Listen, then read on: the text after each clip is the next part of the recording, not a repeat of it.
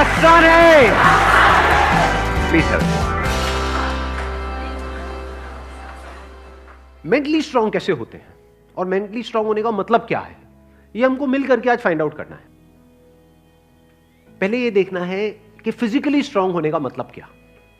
Sir physically strong को कह सकते हैं कि जिसके पास स्ट्रेंथ, स्टैमिना और एंड्योरेंस तीनों हो तो उसे फिजिकली फिट कह। Excellent point, let's give big hand for him.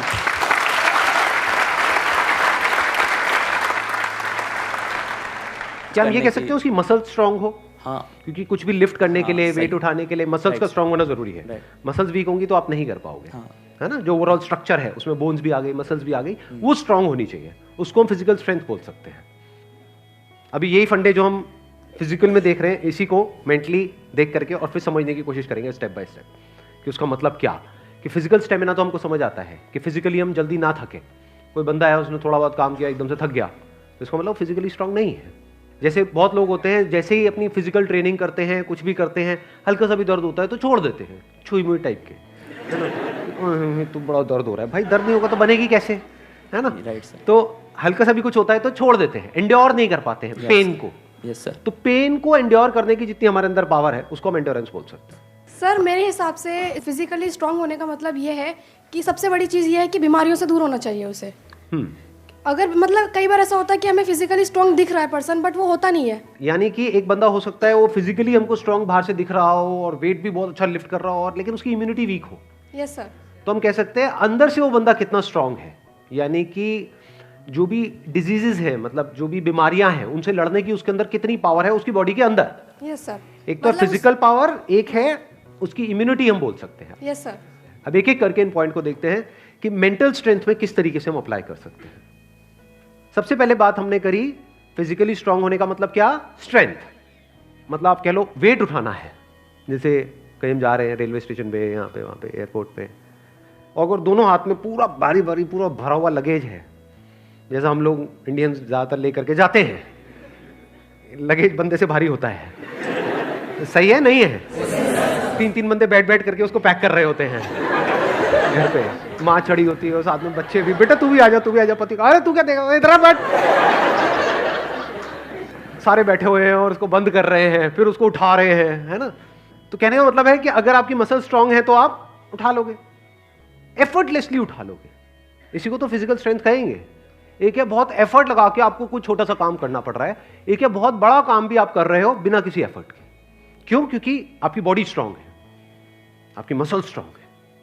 बिल्कुल इसी तरह से थिंकिंग मसल्स, यानी कि कोई प्रॉब्लम आई तो आप ये देख सकते हो आपकी थिंकिंग मसल्स कैसी है, बेस्ड अपॉन कि आपका रिएक्शन कैसा है जब कोई आपकी लाइफ में प्रॉब्लम आती है।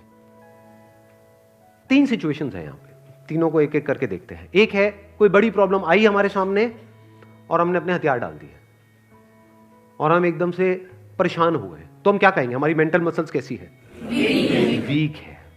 मतलब बिल्कुल ऐसा हो गया कि लगेज थोड़ा सा भारी है तो लगेज भारी है मैं नहीं उठाऊंगा। अरे भाई अपने आप को स्ट्रांग कर, मैं आगे ट्रैवल नहीं करूंगा। क्यों? क्योंकि लगेज भारी है, मैं तो यही रहूंगा, बस स्टैंड पे ही रहूंगा, मैं नहीं जाऊंगा। आप हंस रहे हो लेकिन ऐसे हम करते हैं लाइफ में। कोई बड़ी प्रॉब्लम आई तो हम क्या करते हैं, अपने हथियार डाल देते हैं, मतलब वी गिव अप, फेस ही नहीं करते हैं उस प्रॉब्लम को। ऐसी कोई प्रॉब्लम नहीं है जिसका सॉल्यूशन ना हो इस दुनिया में। अगर प्रॉब्लम है तो सॉल्यूशन भी है, बट सॉल्यूशन तक पहुंचने के लिए we need thinking muscles, we need to think a lot in the right direction. और ये राइट डायरेक्शन और रॉन्ग डायरेक्शन क्या है? राइट डायरेक्शन मतलब solution oriented approach, wrong direction मतलब प्रॉब्लम ओरिएंटेड अप्रोच, कि हम प्रॉब्लम में ही जाकर के स्टक हो गए हैं, बस उससे आगे बढ़ ही नहीं रहा है हमारा दिमाग। इसको हम कह सकते हैं मेंटली हमारी जो मसल्स हैं वो वीक है, मेंटली हम वीक है। दूसरा सिनेरियो क्या है, कोई प्रॉब्लम आई, उससे हम लड़े और लड़ने के बाद में बहुत एफर्ट लगाया, बहुत दिमाग लगाया, बहुत मेहनत करी, लड़े और जीत गए, मतलब उस प्रॉब्लम का हमने सॉल्यूशन निकाल लिया। क्या हम कह सकते हैं कि आप मेंटली बहुत स्ट्रांग हो? नहीं, नो। व्हाई? एग्जैक्टली, बिकॉज आपको बहुत एफर्ट लगाना पड़ रहा है। समझ गए ना? हाँ, जैसे कोई बैग उठाना है तो बहुत एफर्ट लगाना पड़ रहा है जी, दोनों हाथ लगा दिए और ये घसीट घसीट के जा रहे हो, और पहुंच गए, कह रहे हो हाँ मैं तो ये मैं तो वो, भाई कुछ नहीं, तेरी कमर में लचक आ चुकी है।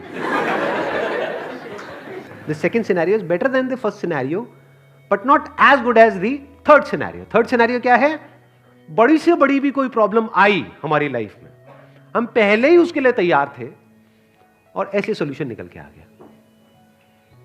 मतलब वो प्रॉब्लम जो दुनिया के लिए बहुत बड़ी है, जिसको देख करके लोग डरने लग जाते हैं, वो प्रॉब्लम आपके सामने आई, ऐसे सॉल्यूशन निकल गया, एफर्टलेसली काम हो गया। यानी एक बैग आपके पास में है 50 किलो का, ऐसे उठा लिया हल्के में। मतलब लोगों को देखने में लग रहा है कि अरे बैग तो बहुत हल्का है। बैग हल्का नहीं है, उस बंदे में दम है। तो कैसे लाइफ की मुश्किल से मुश्किल प्रॉब्लम्स को भी आप आसान से आसान बना सकते हो? कितना आसान बना सकते हो कि ऐसा लगे अरे इस बंदे को तो कोई एफर्ट ही नहीं करना पड़ रहा है। उसी को तो कहेंगे मेंटल स्ट्रेंथ, मेंटली स्ट्रांग होना। इसको अगर मैं समअप करूं, जो भी अभी तक मैंने कहा है उसको एक लाइन के अंदर अंदर, तो वो क्या है?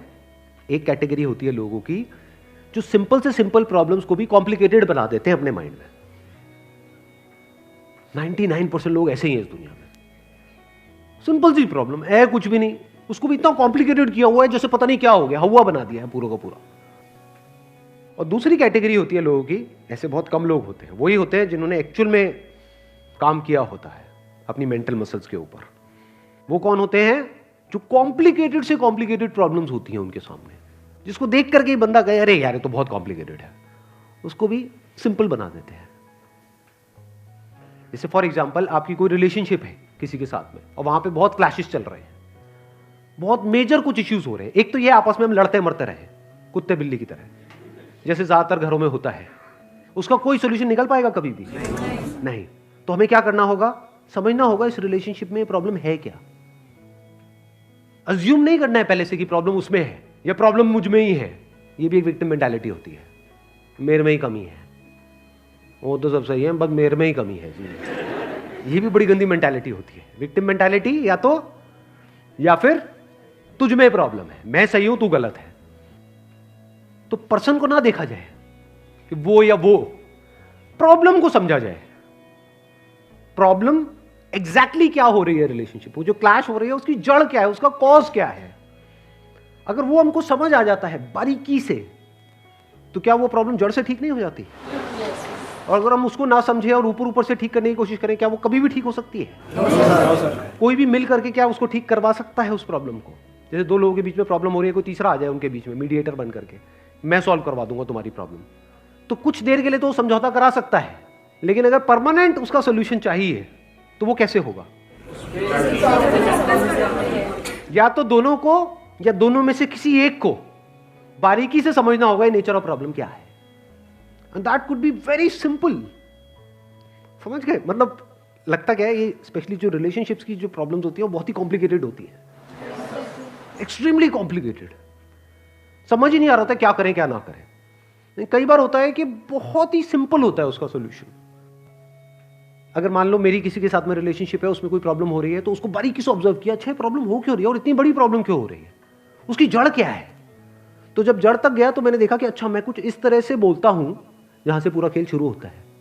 अगर मैं ये ना बोलूं तो, और इसकी जगह ये बोल दूं तो क्या खेल अलग डायरेक्शन में नहीं चला जाएगा? दोनों का अंडरस्टैंडिंग होना बहुत जरूरी है। आप कह रहे हो दोनों की अंडरस्टैंडिंग होना बहुत जरूरी है। हाँ जी सर। ध्यान से समझना, अब ये प्रॉब्लम ओरिएंटेड अप्रोच है, सॉल्यूशन ओरिएंटेड अप्रोच है। ये प्रॉब्लम ओरिएंटेड अप्रोच है जिसका कोई दुनिया में सॉल्यूशन नहीं है। ये बिल्कुल ऐसा है कि सरकार को तो अपना काम अच्छे से करना चाहिए। ये जो चाहिए है ना, ये हम इंडियंस की नस नस में दौड़ रहा है। सड़कों पे सबको अपनी गाड़ी ढंग से चलानी चाहिए, रेड लाइट पे सबको रुकना चाहिए, ये होना चाहिए, वो होना चाहिए, यहाँ पे सफाई होनी चाहिए, दोनों को एक दूसरे को समझना चाहिए, जो कभी नहीं होगा। तो क्या हो सकता है, इसका सोल्यूशन क्या है? ये हो गई प्रॉब्लम ओरिएंटेड थिंकिंग कि हमारी लड़ाई की जड़ क्या है, मैं तो उसको समझता हूं वो मुझे नहीं समझती। समझ गए ना? आ गई ना प्रॉब्लम। जबकि सोल्यूशन क्या है? मुझे ही समझना है, खत्म।